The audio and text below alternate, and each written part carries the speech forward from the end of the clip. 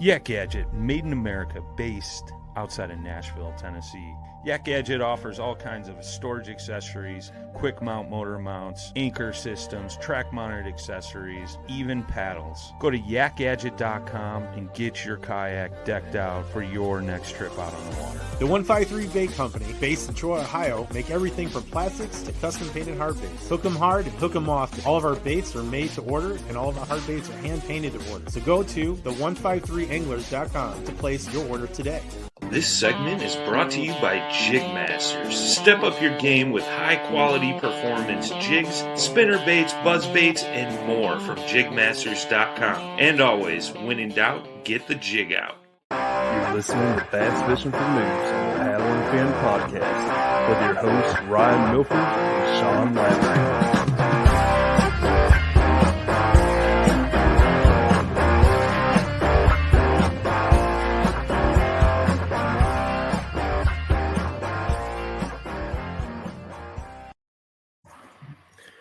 Welcome back to Bass Fishing for Noobs on the Paddle and Fin podcast.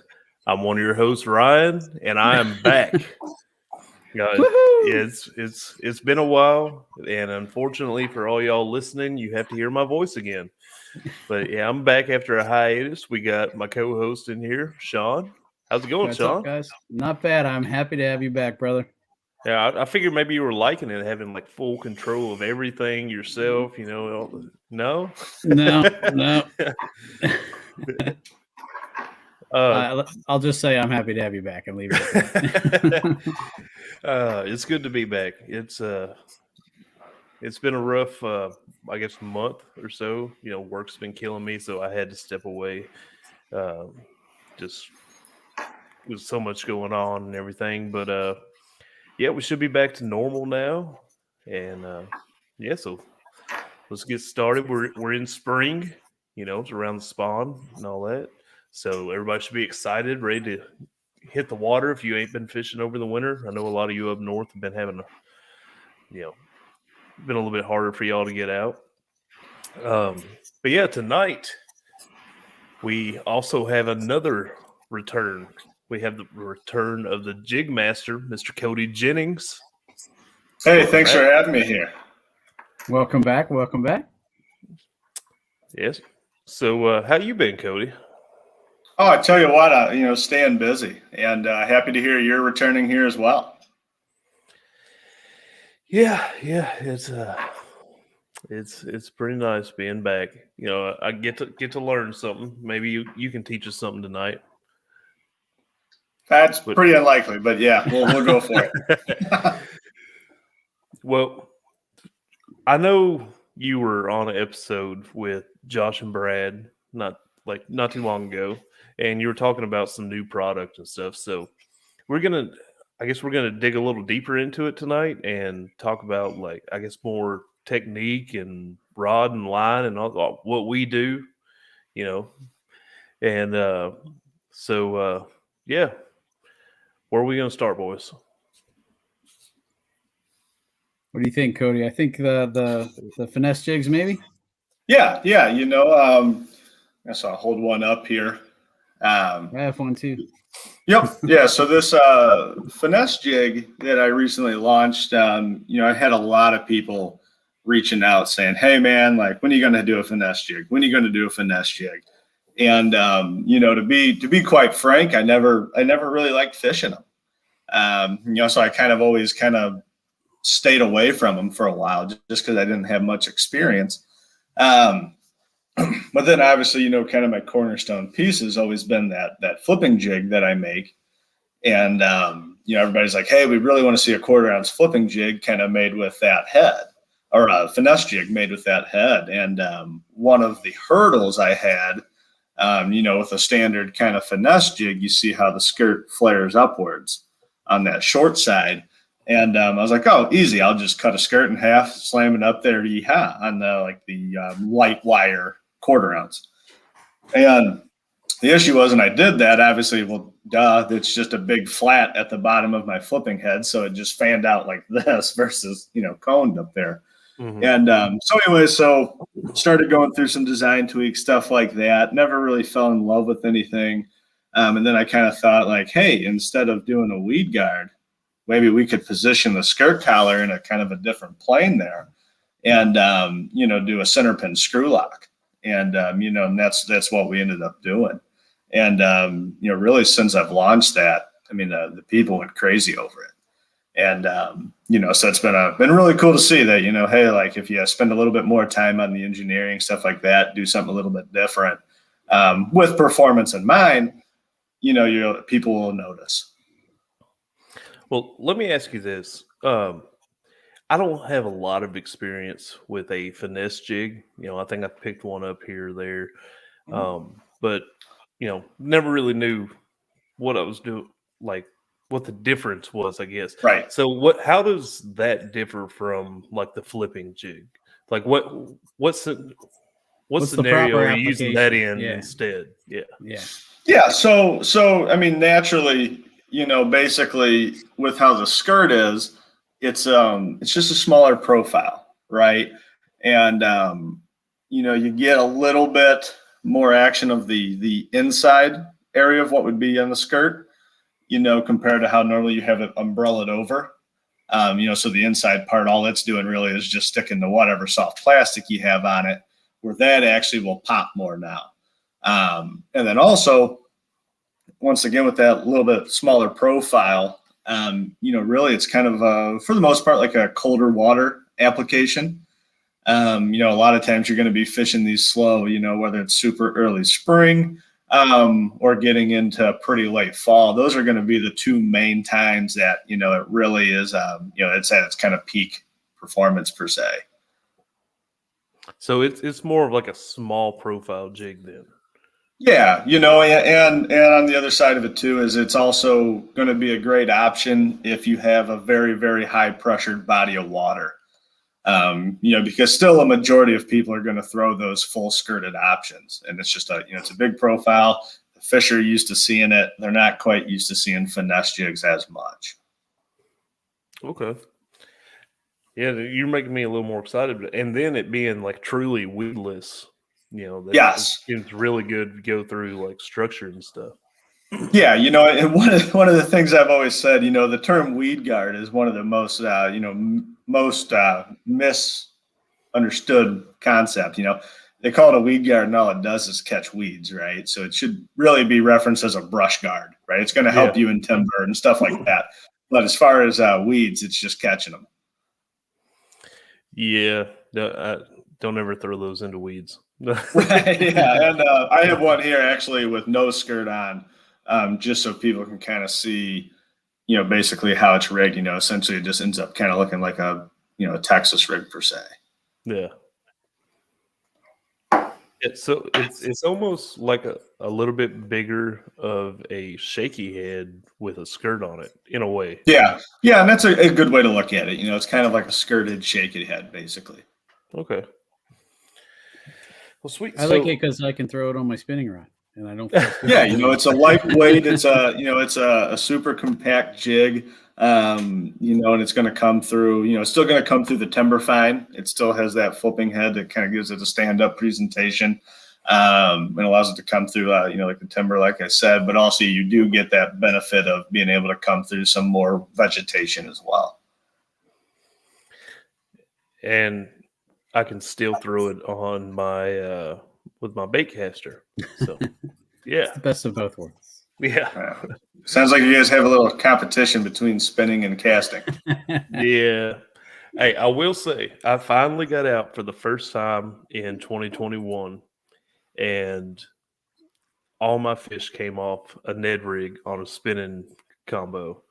And I do not hardly ever throw a spinning combo, but it's all they would buy. I tried crankbaits. I tried Jigmaster underspin with swim bait. I tried several different techniques, and the only thing I could get bit on was a Ned rig.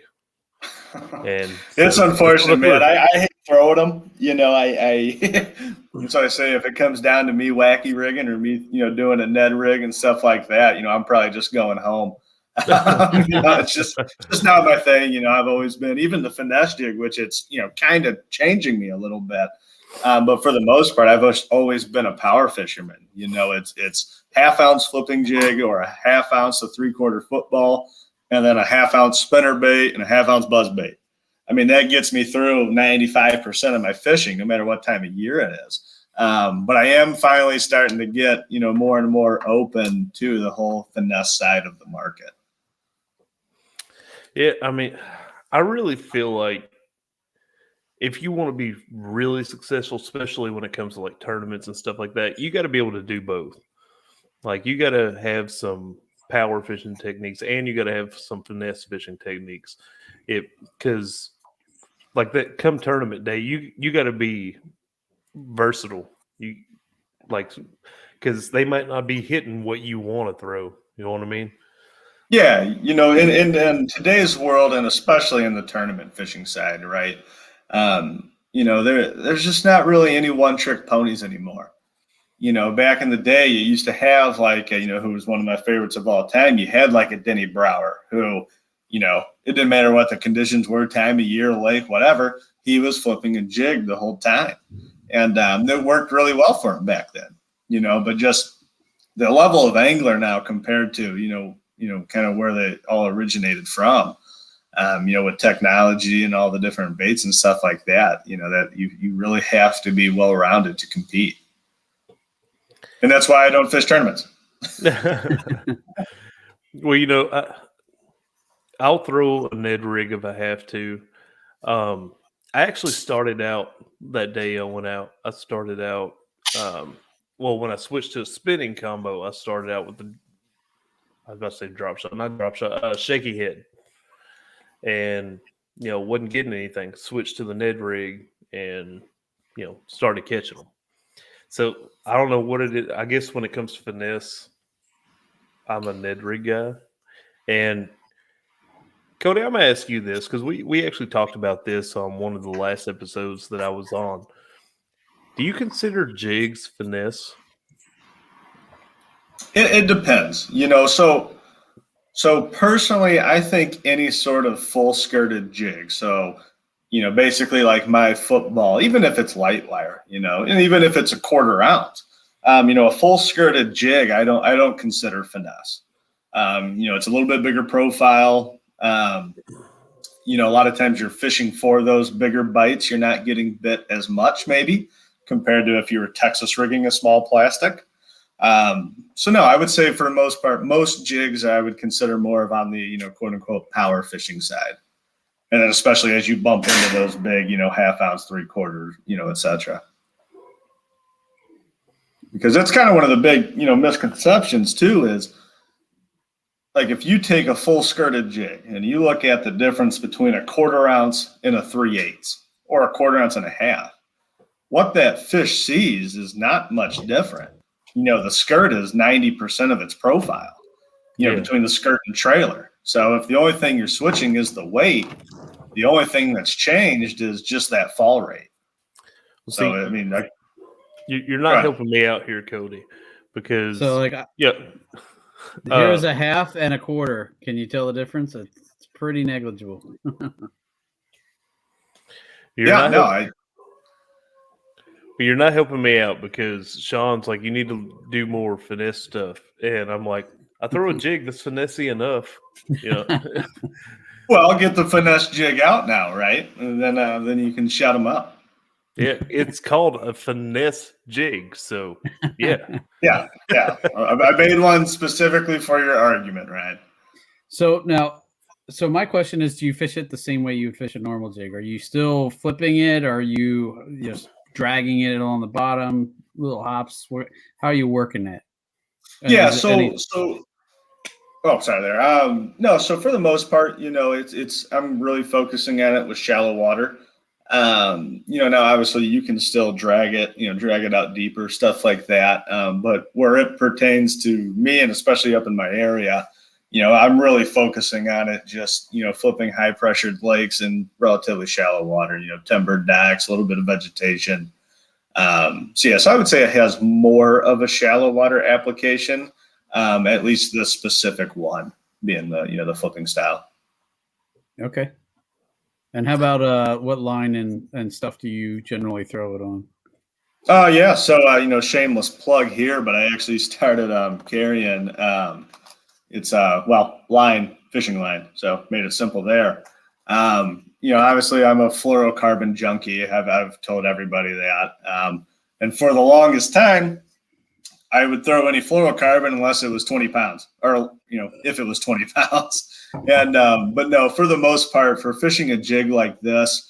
You're probably going to be okay with the medium to even like the medium heavy kind of rods. And, I would say for the most part, anywhere above 12 to, 15 pound test, fluorocarbon. I always lead people to fluorocarbon.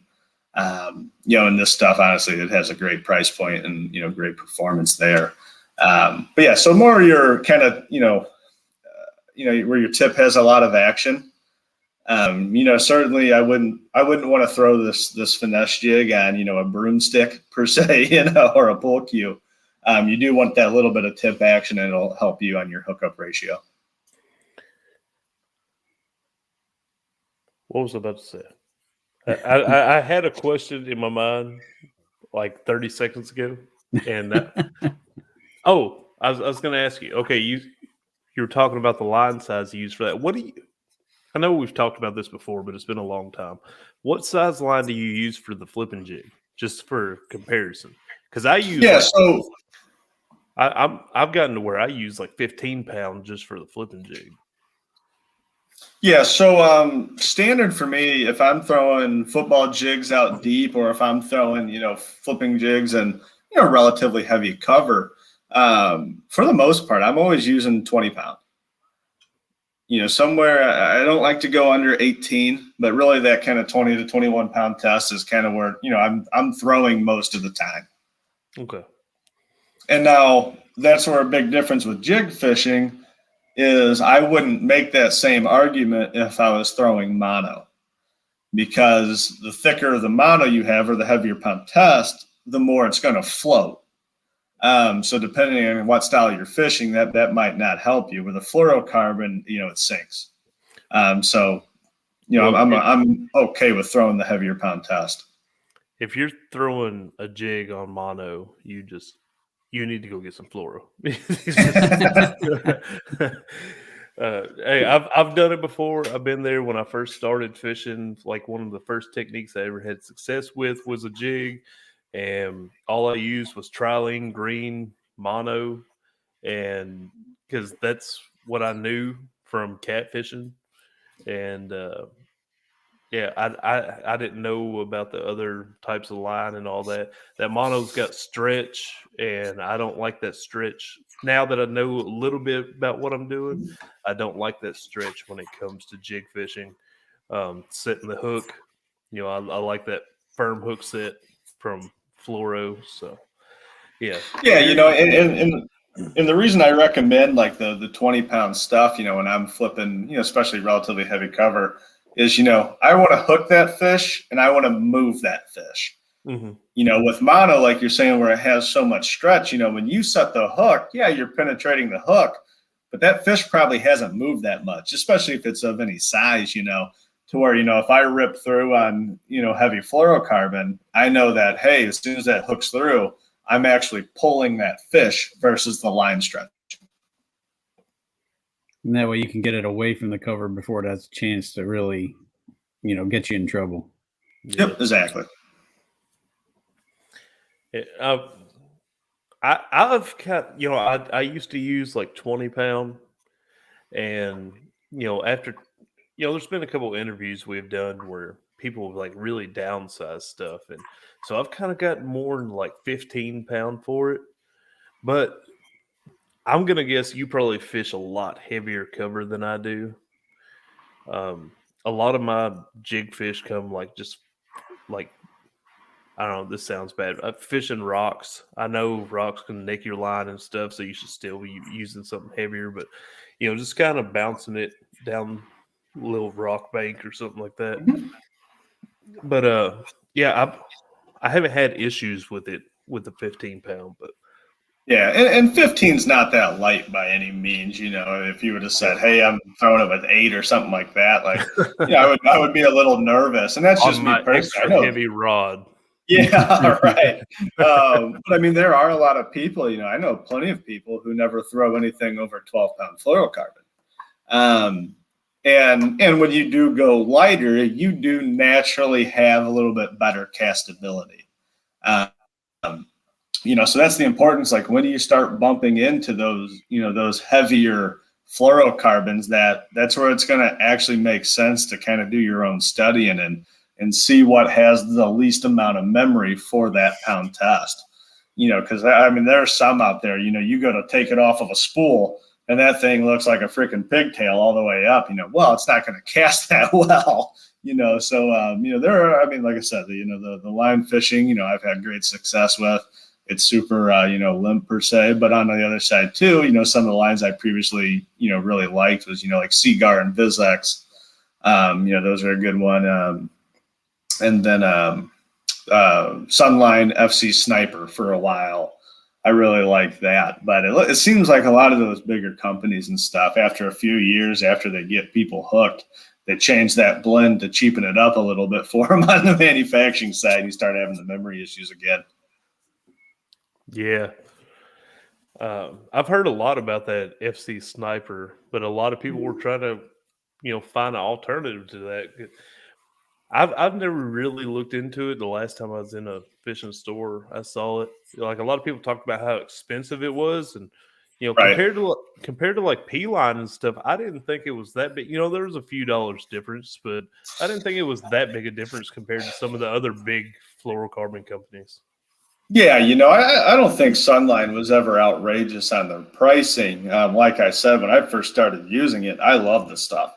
I mean, you would take it off the spool and it would just be hanging, almost straight like braidwood or something, which made it awesome. But then probably about 2 years down the road, and I think I got to it about a year late on the market, but about 2 years down the road, you just started having like, you would buy a brand new spool. And like I said, there'd be so much memory in it. I mean, you couldn't cast it without a bird's nest pretty much. You had to be really cautious. And then you started having some like, abrasion issues and stuff like that as well. So, so that's one of the things, like pretty much every couple of years I've switched, what's my preferred fishing line. So have you personally switched all yours over to line, the stuff you're carrying? Yes. And that's one of those things too, if I'm going to carry it, I got to put it through the ringer. I mean, I'm not, if I'm going to help kind of support another company, stuff like that, I want to make sure that, the stuff is the snuff. Right. And, so I've used their braid, I've used their mono, their fluorocarbon, their Tor level fluorocarbon, and everything's pretty much, at least past my criteria for sure. Just curious real quick, what's the price point on that? I tell you what, I mean, it's a little bit different between the different pound tests, but the standard fluorocarbon, which, I mean, like I said, that's honestly what I use. A lot of times I'm not even using the Tor level. But the standard fluorocarbon, I mean, you're getting a 150-yard spool, you're getting it for $13 to $14. That ain't bad at all. It's honestly, like I said, the price point on it's great. Compared to if you were buying like a Seagar and Vizex for the same spool, you're talking $27 about.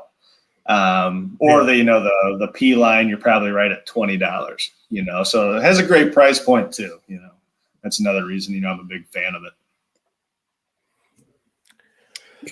Can I ask a total noob question for, I don't fish a ton of jigs. I'm still learning.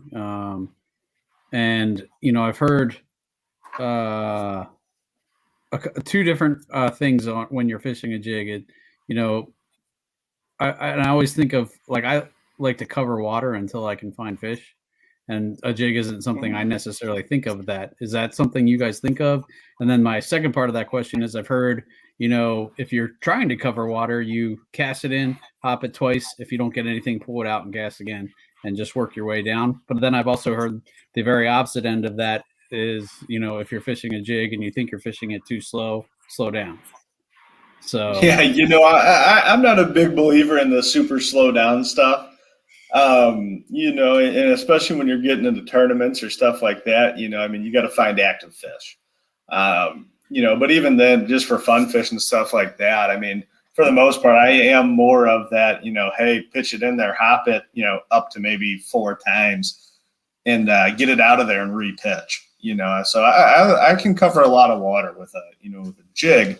And really the things that I focus way more than necessarily too much on how I, kind of, hop it a few times.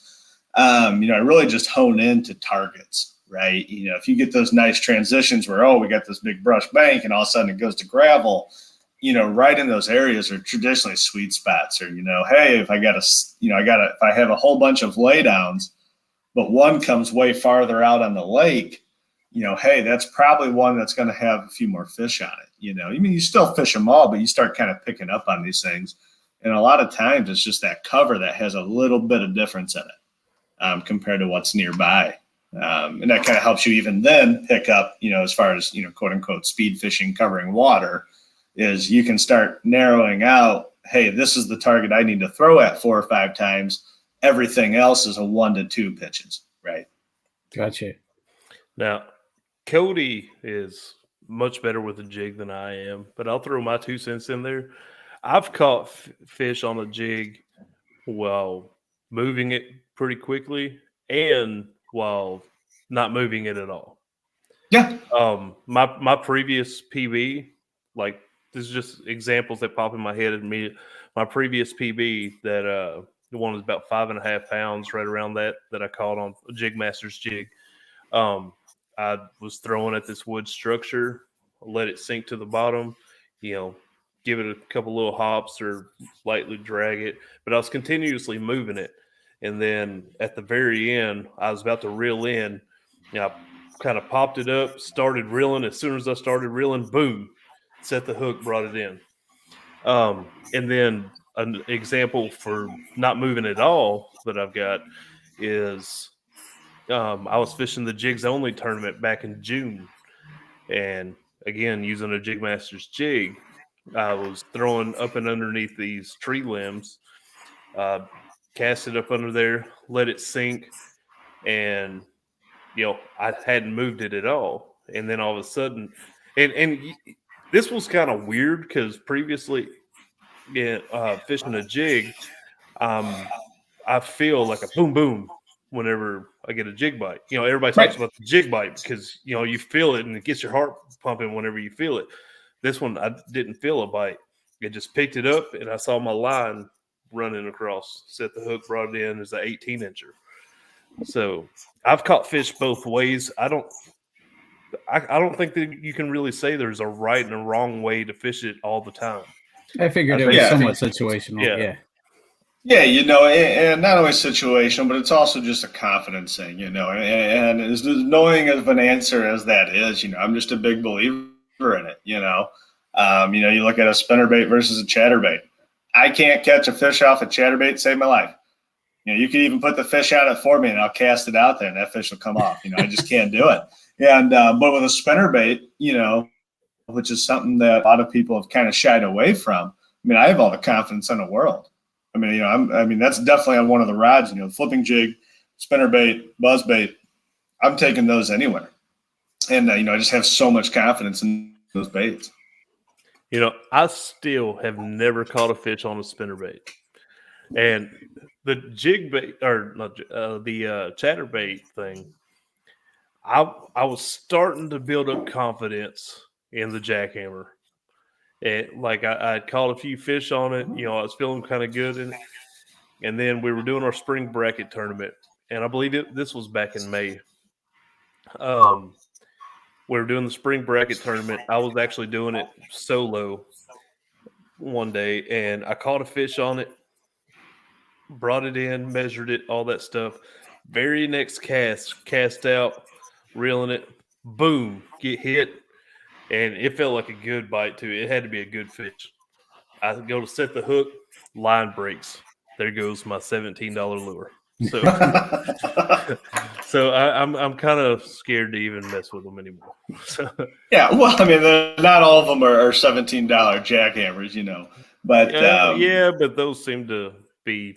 I will say, and the thing that really, I will say, bothers me about them is at the end of the day, you have all the same components there. The lead's shaped a little bit different, stuff like that. I don't see where it constitutes the $10 price jump. I'm gonna play devil's advocate here. Okay.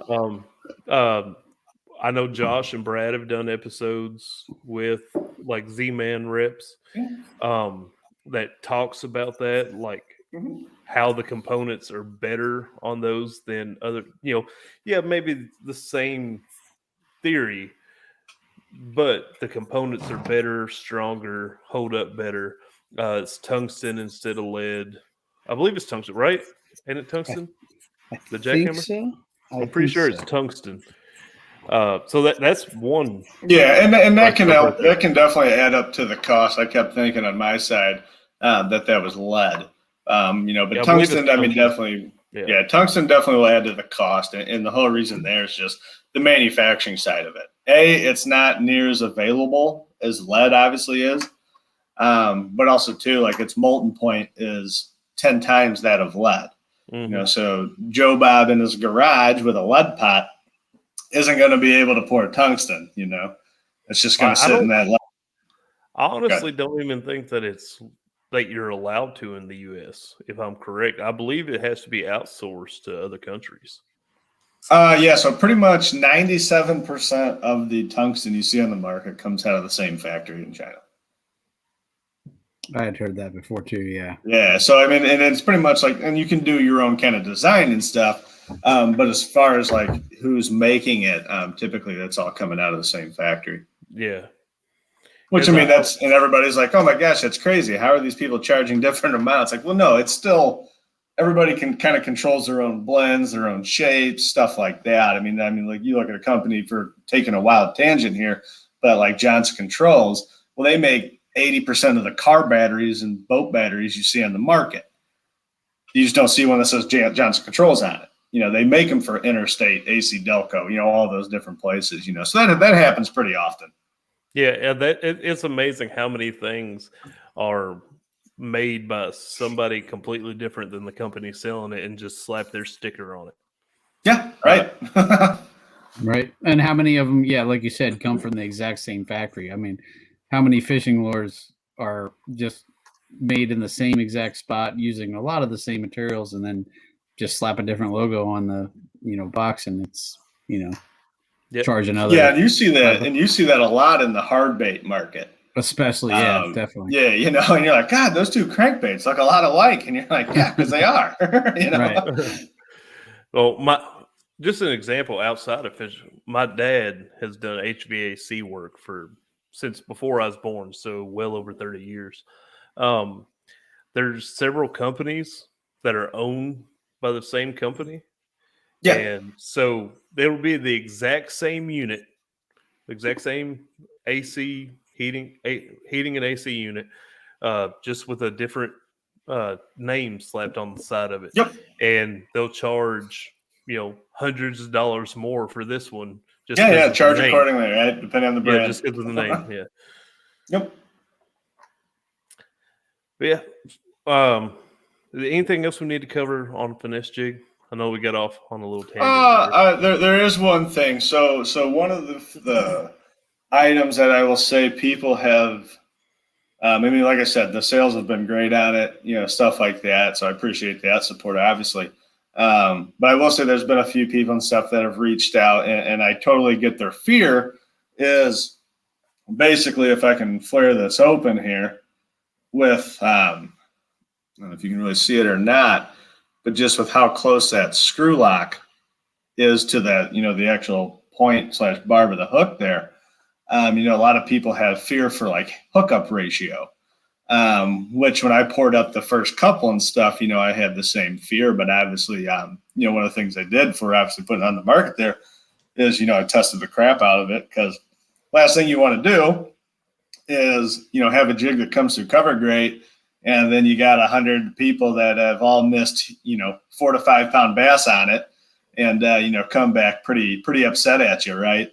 So anyway, with this, sample here, every fish I've caught, and so far, and I'm not, being honest here, is I'm 30 for 30 so far with this jig for hookup ratio, which is better than pretty much everything I've ever thrown outside of maybe a tube at times. And every single fish, the trailer has done the same thing. Is it just simply slides up the hook, just like that, and what happens is, you still hook that fish up fine, but then it's basically pinned. You only have that small little gap right there. It's a lot harder for it to come off. Right, exactly. So I have even, after I felt confident in being able to, actually, get the hook into the fish, one of the, the other thing I did after a while was, I would hook it and then basically let it swim on a slack line. And, see, and one of the things, once again, like I said, it doesn't really have a good way to get off. So that it's honestly, it's like I said, it was a fear of mine as well. But the testing supports at it, it actually has a really good hookup ratio and prevents you from losing fish. Well, in the future, I shouldn't have to say this, but in the future, if you need help testing products, you can send me prototypes. I don't mind helping test them. You just told me you haven't fished in like 2 months. Hey, but I'm back at it. Well, before we move on, let me ask this: how do you choose the trailer for that? I was going to ask that too. Yep. Once again, for the most part, I'm trying to stay fairly compact. I will still go up to like a 4-inch chigger crawl, stuff like that. But honestly, like my two favorite, really have been the 3-inch chigger crawl. The nice thing about that is it fits on there perfect. You really don't have to do any trimming on the body or anything. It already kind of, sets up nicely on it. But another lure as well, trailer that would be a good option too would be like the Rage Menace. Something like that, to where you don't have the, quite as big claws on it, but it's just a, simple kind of kicking motion. Those are kind of my two main ones, I would say, for it. So for the most part, I'm still trying to keep everything compact, small, compared to what I would normally throw on like a 1/2 ounce flipping jig or something like that. Okay. So, anything else? That I was going to ask that, and I'm glad you did, because that was something I was curious about. All right, so y'all want to move on? You want to talk about the micro spinner? I know Sean wants to talk about the micro spinner. As soon as I saw that, I'm like, that is going to kill. I was super excited. I remember when I first saw him come out and make the post about that. I tagged you in it because I saw it. I'm like, yeah, I remember that all the way right there. Yep. No, I think last year on the Susquehanna River, I killed it with an inline spinner, and I feel like this is everything that does plus more. I feel like it's just gonna be perfect. I can't wait to throw it. I threw it a little bit on Saturday. I didn't have a lot of time, and there was a front coming through.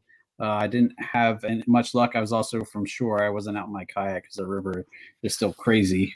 But it came through all the cover that was around it that I was throwing through amazingly, whereas that inline spinner would get snagged a lot of times in that same stuff. So that's why I'm super excited to throw that on the river. I think it's going to be awesome. Yeah, the micro spinner, it's it's kind of been my first venture into a non-bass specific lure, right? So its actual kind of main target, not that it's only going to catch those, but is, kind of more like your bluegill and especially your crappie, those kind of, the whole panfish kind of market. But obviously it is going to have a good, should be part of the arsenal for, bass fishing for sure. And especially, once again, those high pressured bodies of water. I actually had it was a buddy of mine, who helps actually with Jigmasters a lot, Andrew Balser. We're fishing a tournament out on Lake Indian, which is like literally Lake Indian has roughly, 5 tournaments every weekend, and it's not a big lake, so pressure is an understatement, and, we've caught a couple fish, nothing crazy, we're not going to win it by any means at that point. And he whips out, like you said, basically like an inline spinner, like a little rooster tail. And all of a sudden he started hammering them, and you're catching sizable fish, 2 or 3 pounders, in a lake that doesn't really have many of them. And, he really showed me, kind of opened my eyes again to that whole finesse side. When we talked to Bill Schultz about river smallies, he said a lot of times they do focus on the smaller profiles, even the larger smallmouth in the rivers. So that's part of the reason why I started throwing a little bit smaller stuff when I fish the river. Yeah, and I will say, due to popular request on that, pretty soon here we will be launching an actual like single hook version versus the currently split ringed on treble.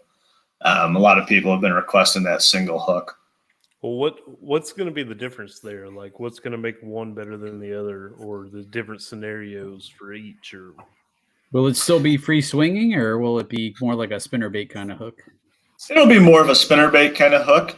So your benefits are, one, you're not going to stab your fingers as much, unhooking fish. Just to be frank there, but two, pliers before. Right. I haven't used pliers since Kennedy was in office. I never do. So, and, well, I can say for sure. I can say for sure, like last year when I was using that inline spinner, I had a problem where I was catching a lot of catfish for whatever reason. I never would have thought that'd be a catfish bait, but whereas bass, when they get hooked, they open their mouth. Catfish clamp. No, they don't. Yeah. And you don't lose catfish. I could not get that treble hook out of there without destroying the inline spinner. It would get bent to heck trying to get that out of there. So that makes me excited too, having a single hook. The single hook, really, it's more on the angler side. There's a little less hassle with it. But I will say that the hook will be just a tick stouter too. So like, especially for largemouth and stuff, I think you're actually going to have a little bit better landing ratio, than kind of that smaller treble. Cool. I'm looking forward to it. I don't think I picked any up on my last order. I'm gonna have to pick some up just to, give them a try, because like I know something like that. Like you said, it's based on more like crappie, bluegill type stuff, but it'll definitely catch bass. Crappie jigs are known to get a lot of bass hits on them. So, yeah, you have to be throwing 2-pound test with a medium light or a light action rod, and that's when you'll hook your biggest bass, right? So, and it breaks right away. Yep, it happens all the time. Then you see it jump and spit out your little crappie jig. I remember I had Doug Markham on here, which he was like, I guess you could say the media guy for TWRA, which is our, what do y'all call them, DNR? Yeah. Yep. Yeah, TWRA, Tennessee Wildlife Resource Agency.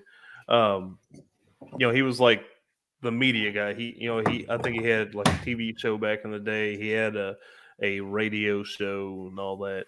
Well, I had him on. He was talking about they were doing like some filming one time, and he was fishing for crappie. The guy with him was fishing for bass. The guy fishing for bass couldn't get a bite. But he's throwing these little crappie jigs on this little light line and everything, and he's getting tore up by the bass. But as soon as the bass would hit it, it'd break him off. Right. So. Well, like I said, unfortunately, that's the way it happens. I mean, I've seen people like they give up on muskie fishing and start finesse fishing for bass, and then they hook a muskie. It's just sometimes you swear they know and just want to mess with you.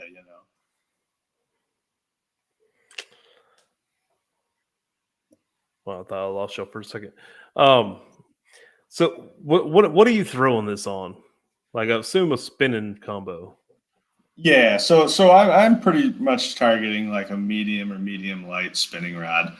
Me personally, I always prefer to throw them on medium, and that's pretty much anything I use a spinning rod with. But that's where you're going to go down to your lighter line. It's an 1/8 ounce. So you're going to go down to that, maybe up to 12-pound test, but for the most part, you're going to be throwing on, that 8 to 10 range. Once again, fluorocarbon. Yep. It makes it's perfect. Like I said, I was throwing an 1/8 ounce inline spinner last year. So, I mean, the weight for me is perfect. You know, it wasn't a ton of huge fish, although I did catch, I think, 18.5-inch smallie on a rooster tail last year. So I think those are going to come too. So I wouldn't knock it for, only going to be catching small stuff. No, for sure. And, like and it's a bait that my dad kicked my butt on for years. I'm out here, and this is prior to me even making tackle, but, I'm throwing out these, super big jigs with, freaking lobsters for trailers and, stuff like that. And, and I, he'll pull out that little 2.5-inch tube and put it on an 1/8 ounce ball head, and just whip my butt on it, and, drove me nuts. So, and now he's catching a lot of small fish, but at the same time, he's also catching those big ones too, so that, once again, that finesse side, there definitely is a time and a place for it, for sure. As much as I hate it, there is. I just need to work on my accuracy with it. I feel like if I could throw it accurately, I wouldn't mind it near as much. But and that's a big payoff, and especially when you get into like windy conditions or stuff like that. You got to set the kayak up to where you're always throwing downwind and stuff like that. But like I said, there is a time and a place for it, for sure. Cool. Well, I think that's good for the micro spin. Another one that you're just, this show is like tailor made for me because you have a worm that you want to show, or a stick bait. And so I currently have a stick bait already out there. Really the main design feature on that was that bladed option. The stick and spin. But basically, as I'm getting more into soft plastics, and I need to actually carry more of these molds on board. One of the things is like that stick bait, or at least the current design that's on the website. They're super expensive to get machined, right? You just have all those tiny ribs in there, and it's just a lot of passes. And the other side of it too is, to be quite frank, the stick bait itself, there really isn't any difference in it compared to the rest of the market. And, as you guys know, I always love putting my spin on stuff, with performance in mind, obviously, not just designing to design. So I was trying to come with a design to get my mold cost down, because at the end of the day, that's important. But then also too, to get actually, something that's a little bit different on the market, still fished in the same applications, but, something with actually, at least what I consider a little bit better performance as well. So pretty much this is the new design on the body. So instead of that, ribbed kind of body, you actually have a, segmented kind of section there. And what that does is it allows it to, flex a lot easier. And once again, kind of has that little bit different look, if you want to cut it down, it actually, tears, nicely. It looks like I didn't even, very simple. Yeah, right. It looks like I didn't even, have, I didn't take scissors out or anything, it's just, you just simply, pull a little bit and twist and, boom, now you're there. And it still nice looks feature. Good on the end. Like it don't look like you ripped anything off. Yeah, it literally looks like that's how I poured it, right? So that's the other nice thing too. You get a lot of flexibility down to, hey, this part's chewed up. Let me just take a section off. Or if you want to get crazy, like, oh, hey, I really want like a Ned style, you can just keep taking that down if you want.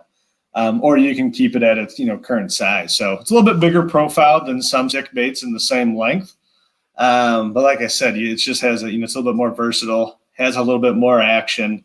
And it's actually got a little bit stiffer plastic too. So it shouldn't tear as easy as a lot of the other stick baits on the market. All right. I got to ask, and, you said something about like a Ned rig bait type thing when you break it down. Mm-hmm. How well do they float? Yeah. So weird misconception that everybody thinks, and I say that loosely, obviously, but everybody thinks that Elastec's the only soft plastic material that floats. And it's just not true. I didn't say that. I was just asking I know. how well yours float. Yeah, no, it's a floating plastic. It's going to tip on right over end. You're literally just using a high floating plastic blend. The only reason it's sinking down in the water column is because you have a weight on it. Cool. So are those available now? Hopefully I'm looking at kind of probably about, I want to say, let's see, what's the date today? Or when's this airing? Monday? Monday, yeah. Oh, so the 5th. So probably looking at the 9th to get all the photos and all that stuff done and, edited and stuff for the website there. So coming really soon. I'm super excited for it. Like I said, when I put the original stick bait on, I kind of liked it. I definitely liked the bladed version. That's definitely something different and actually has a decent amount of applications. But I'm actually a lot more excited now that I actually kind of got a body design that I'm proud of. That's cool, man. What are you mainly using that for? Like, what's the idea in your head when you were first coming up with that new design? Like, really the main thing was, for on a stick bait, so many people wacky rig them, right? Mm-hmm. And the downside to it is there's just so many stick baits out there that are like, painfully soft, right? So, and obviously I'm exaggerating a little bit, you cast it too hard and it comes off. Fishing tackle is not cheap anymore, so one of my big things was I wanted to get a lot of action out of it, to where it still has a lot of movement when you do wacky rig it, but doing it more mechanically than you are in just pouring super soft material. So like I said, that all that flexing and stuff is actually a lot more mechanical than it is just the soft material. So using a little stiffer material, naturally, you're going to have a little bit better durability out of it. Okay. So, yeah, I might have to place an order whenever that comes through. Yeah, and like I said, the other nice thing of it too is, it's easily customizable to whatever length you want. Yeah, that's nice. And still what's right, versus just chopping a Cinco in half, Yep. Absolutely. There's definitely been times where I've been out on the water where a 5-inch doesn't seem to be getting bit, but if I just take an inch off, it makes a big difference. The fish don't seem to be as shy about it, and yeah, so having that ability to do it on the fly and have it look halfway decent and be clean looking like that, I think that's going to be and the clean looking thing, once again, it just brings you back to the confidence thing. Right. If you cut up whether it's a Cinco or another, similar stick bait, and it's all jagged and all that stuff, and, not all of it actually mates up to the head because you accidentally cut it at a weird angle or something, you're probably not going to have as much confidence in it. The fish don't necessarily mind, but, if you don't have the confidence in that bait, you're not going to fish it to the best of your abilities. And, so like I said, I'm really into, with a lot of the soft plastics that I'm going to be designing and stuff, is basically taking to where a customer can buy a 5-inch or whatever bait and easily customize it up and down or down, as needed. Right. Sounds cool. Like... I'm excited for them. Like, I want to try them. Like I said, Ned rig's been kind of my thing. And so, he's coming over to the dark side, guys. Yeah. Well, hey, if it works, I'm going to use it. At the end of the day, I want to catch fish, and it's not annoying bringing a fish in on the spinning combo. It's just annoying trying to cast it to a specific target. Yeah, and that's one of the things, like, I always try to get people to understand, like, if they're a little green, hey, what should I do? Should I use a spinning reel or a casting reel? And, I'm always going to start them on the spinning reel. And the reason is it's just easier to not, you don't backlash it. You don't really, it's a little bit easier on the casting side. Now, obviously, target wise, it's not nearly as easy. But at the beginning of the, once, when somebody's green or stuff like that, really, I want them to have a really good experience in those first few trips. And I don't know about you, but if I was picking out backlashes for 8 hours for my first 3 trips, probably not going to like fishing, right? It's like the person that goes golfing for the first time, they get hit by a golf ball, like probably not going to love it, so I always start them out on that, but I do try to make them transition fairly quick.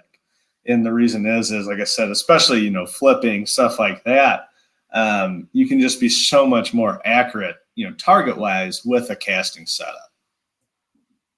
Not saying there's not anglers out there that are, with a spinning reel can put a bait anywhere they want to, but just statistically, if you get good enough with a casting reel, it's a lot easier to target fish.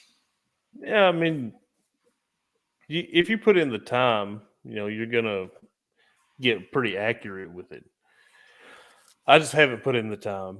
Again, I'm the same. I'm the opposite. I feel like and we've had this conversation a lot that I have used a spinning rod for as long as I've been fishing, and just in the past 2 years I've started using baitcasters. So I feel like I can put something with a spinning rod much closer than I can with a baitcaster, but that's just because I'm still learning the baitcaster. Now I'm getting a lot better with baitcaster, so I'm starting to see the accuracy there, but at first, if you would have asked me, I would have said, "No way, I can." Oh yeah, right. I can definitely. And the reason is too is so spinning reels are so much more dependent on muscle memory. Where a casting reel, hey, you can maybe fling that bait a little too hard. You can easily slow it down by just putting the old thumb on the spool. Gradually, you don't knee-jerk stop it. But with a spinning setup, you don't really have that option, right? It's all based off of that initial force that, you applied on your cast. So like I said, the spinning setup, it's a lot more muscle memory. So like you said, if you've used spinning reel for 20 years straight, hey, you're probably going to have developed relatively good muscle memory on, hey, if I need to throw it 10 yards, here's how hard I got to throw it, Like I said, with the casting one, you can be off and, do those tweaks, just by applying a little pressure with your thumb. Right. You have some adjustment. Right. But obviously not optimal for throwing 16th ounce hair jigs on a casting reel. Right. Well, cool. Was there anything that we were wanting to cover that we haven't covered? Just a couple things, So, one, due to once again, just a large amount of requests, when I launch lures, a lot of times I'm going to launch it in maybe just a couple weights and maybe just a couple colors, because at the end of the day, before I spend, the money and time and all that stuff to, launch a full lineup of it, I kind of want to see that performance feedback from, anglers, all across the states. And those recommendations like, hey, I really want to see, for example, with the round rubber, a big request was that brown and purple or like, a PB&J and stuff. So just so everybody knows that I am. Yeah, right. Lightwire, exactly. That's every time I launch anything, Ryan just texts me Lightwire, Hey, whenever you first showed me the finesse jig, I'm like, to come in the Lightwire. Yeah, half time he doesn't even put the sentence together. It just says LW ? And but just so people know, I am listening here. So we do have a PB&J in the round rubber series. And then once again, another request that I've had a buttload of, and I just never wanted to do it because I never, at least historically, was a big fan of fishing them. Similar concept, kind of finesse jig, but is the shaky head. So basically, if you guys can see that there, using the owner center pin screw lock. Some of that, design influence and stuff like that was based off of the owner ultra head. Using the mustad hook, per usual for me. And there's just some tweaks there in the head that gives you just a little bit more, I guess, movement without actually, shaking it.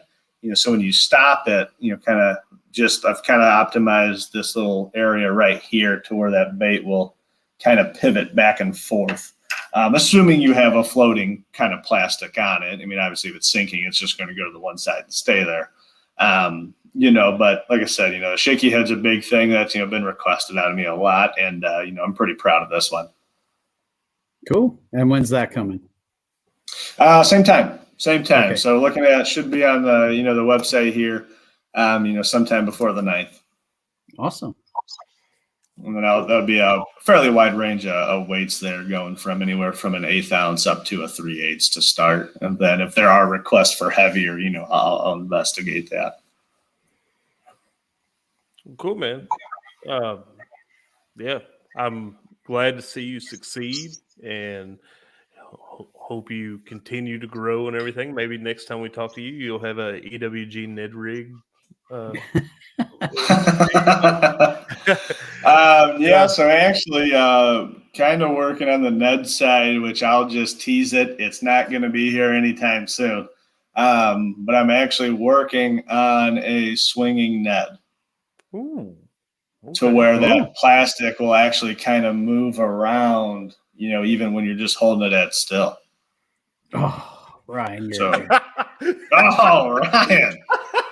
Killing it. I had to do it. We talked about doing this year. I knew that was coming. For anybody listening, not watching, I put something up on the screen here saying fish caught in 2021 over 12 inches, Ryan 2, Sean 0. See, now that's not true, because I did catch a trout that was over 12 inches. Okay, I should put bass instead of. You got to clarify there. Okay, but the story behind that is me and Sean had talked about this year, having like a little friendly competition and putting it up on the screen as we record, like how many fish we've caught for the year, and see who's got the most at the end of the year. Well, Sean's been out several times this year, and he hasn't had any many luck. times. It's sad. I have stunk it up. Yeah, he hasn't had any luck this year, and I went out my first time. I caught 5 fish, only 2 over 12 inches though, and so yeah, I had to rub that in Sean's face a little bit. But to be fair though, I live in a much warmer climate where fish are getting a lot more active than where Sean. I'm in Middle Tennessee. He's in Pennsylvania. So, my time's coming. It's coming. We're just now starting to get to the good water temps. So April is going to be a good one. March, not so much. Yeah, the day this podcast airs, I'm more than likely going to be on the water. And, it's going to be 70 degrees. And so water temp probably in the 60s. Yeah. Last weekend I was out on a lake and we had 40-degree water temp. So you're a little ahead of us, Ryan. Yeah, just a little bit. I'm happy to live around here. A 40-degree water temp is almost as cold as it gets around here, except for maybe that week we had a blizzard. Right. Yeah. So other question though, are you guys going to be at the Paddle and Fin meetup here at Dale Hollow? I will not. Unfortunately, I would love to, but Ryan's right there. He has no excuse. I do have excuse. I was planning on. I was gonna be there, and I feel bad because even Brian on the OG show, he was like, "Oh, all these people, all these Paddle and Fin hosts are gonna be there." Started naming them off and said my name, and then this weekend, I found out my kids' baseball and softball schedule, and they both have games that weekend. I believe my daughter even has games Saturday and Sunday. And I'm an assistant coach for my son's little league team. And I can't do my kids that way. I got to be there for them and their sports and all that. So as much as I'd love to be out at Dale Hollow and see this first event go off and all that, it really sounds like an awesome time, especially knowing the venue. Yeah, Sean. Well, both of y'all were there at the meetup, but that last day, y'all had already left. Me, Brian, and Jay, we kind of stuck around for a little bit, and we got shown the wedding venue the farm, is what he calls it. And dude, it looks so awesome. It's got like a big field beside it, so it's like a lot of room, a lot of land, and that's where the I guess the award ceremony and all that stuff's going to be afterwards. Going to be vendors and all that kind of stuff. It's gonna be pretty awesome. I hate that I got to miss that, but my kids come first. I got to stick it out with them. But good luck to everybody out there. I hope everybody makes it out there that's able to. I hope everybody stays safe and catches a lot of big fish. I'll definitely be trying to tune in. Supposed to have live coverage, so I'll definitely be trying to tune into that and see how everybody's doing. Yeah, I mean, hey, life happens, man. And priorities are priorities, so I get that. Yeah, I'll be down there. So if things do change or whatever, obviously Kim hit me up, but yeah, I'll be down there for the full weekend. So, well, sweet, man. And there'll be plenty of light wire jigs in my truck. All right, I'm coming prepared. I'm hoping I'm hoping people buy everything I got, so I can eat at least for the weekend there. So. Well, I'm only like 2.5 hours away, so you can just come a little bit further and bring me all those light wires.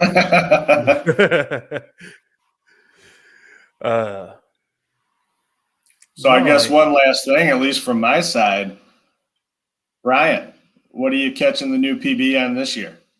Oh, we've been back-to-back years, right? Yeah, right. 2019's I believe it was the Jigmasters. That was on a flipping, right? Or was it football? Yep. No, it was flipping. Flipping, and then last year was on the underspin. It was. I don't know. It might be the finesse jig. You don't know? Tell you what, I'm calling it right now. It's going to be on a spinnerbait, and I'm going to show you how to catch fish on it.